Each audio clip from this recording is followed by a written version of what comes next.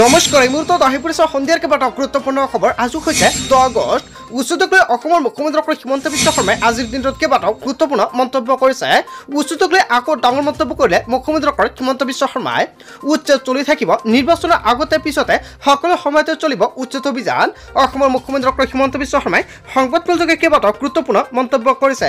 লগতে বিটিআৰত চলিব উচ্ছেদ অভিযান, সন্দেহজনক লোকে এৰিব লাগিব বিটিআৰ। ইয়াক লৈ মুখ্যমন্ত্ৰী ডক্টৰ হিমন্ত বিশ্ব শৰ্মাই হুংকাৰ প্ৰদান কৰিছে। কেৱল এয়াই নহয়, এইবাৰ নিৰ্বাচনত বিয়াকৈ হাৰিব অখিল গগৈ। তেওঁ যাক সাৱটি লৈছে সেই কাৰ্যক লৈ ৰাইজে ক্ষমা নকৰে। কেইবাটাও গুৰুত্বপূৰ্ণ মন্তব্য কৰিছে মুখ্যমন্ত্ৰী ডক্টৰ হিমন্ত বিশ্ব শৰ্মাই। লগতে কেইবাটাও ৰাজনৈতিক খবৰৰ লগতে অৰাজনৈতিক খবৰ যুগুত কৰা হৈছে আজিৰ দিনটোত।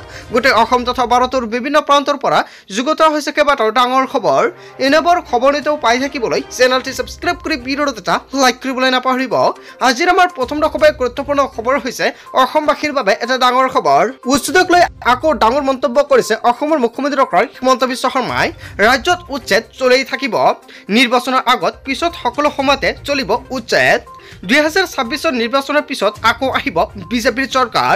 নিৰ্বাচনৰ পিছতো অব্যাহত থাকিব উচ্ছেদ অভিযান। সুবিধা পালে বাংলাদেশীক ঠাক্কা মাৰি বাহিৰ কৰি দিয়া হ'ব বুলি মুখ্যমন্ত্ৰী ডক্টৰ হিমন্ত বিশ্ব শৰ্মাই হুংকাৰ প্ৰদান কৰিছে। মই মোৰ কামত অবিচল বা অটল থাকিম। উচ্ছেদক লৈ মুখ্যমন্ত্ৰী ডক্টৰ হিমন্ত বিশ্ব শৰ্মাৰ বৃহৎ মন্তব্য। হয় বন্ধু বান্ধৱীসকল, অসমৰ মুখ্যমন্ত্ৰী ডক্টৰ হিমন্ত বিশ্ব শৰ্মাই উচ্ছেদক লৈ যিটো মন্তব্য কৰিছে, জনতাই কি ক'ব? যদি জনতাৰ কিবা মন্তব্য কৰিব লগা থাকে আপোনালোকৰ মন্তব্যটো নিশ্চয় কমেণ্ট বক্সত জনাই দিব।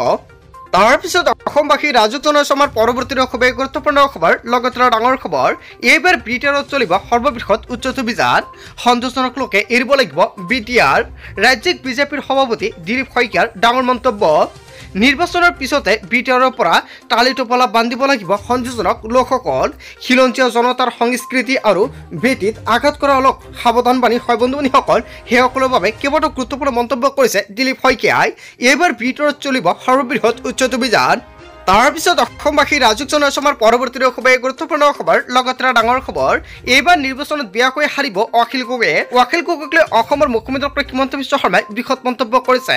এইবাৰ নিৰ্বাচনত বিয়াকৈ হাৰিব অখিল গগৈ। তেওঁ যাক সাৱটি লৈছে সেই কাৰ্যক ৰাইজে ক্ষমা নকৰে।